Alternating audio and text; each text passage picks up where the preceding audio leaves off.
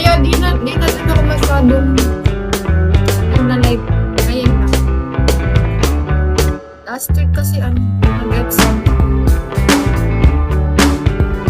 Third year na ako. 2021 pa lang ako this year. Fourth year na ngayong July. Diba? Next year graduating na. Ang bilis.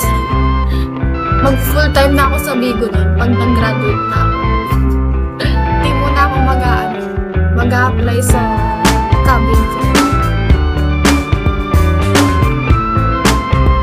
Ano ang program din? Tourism. Kasi nga yung height ko 5'6 or 5'7 siya. Matangkad ako. Mukha lang akong maliit. Kasi sa'yo nag-work na ba siya? Dati, nung mga 23 siya. That time kasi nagka-jowa siya. Tapos, parang let go niya yung Bigo. So, nag-work siya ng Bigo. Sa casino.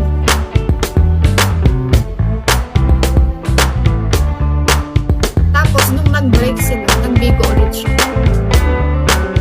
Pero mas malaki talaga sa ako dito sa Bigo. Tapos, hawak mo pa oras. Himala dito. Di naman kasi palagi tayo. So, dapat marunong. Dapat habang nagbibigo ka, nagtatayo ka na ng business. Magtayo ka ng business na walang himala. Ito lahat tapos. Business mo kuya.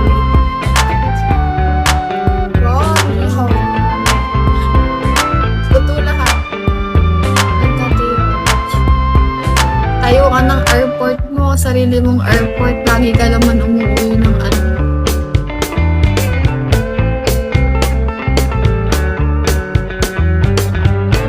Peter.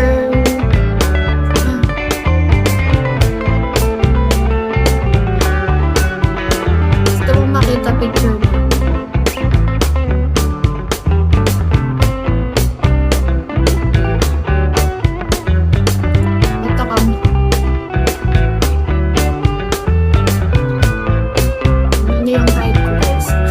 Nasa gitna ako.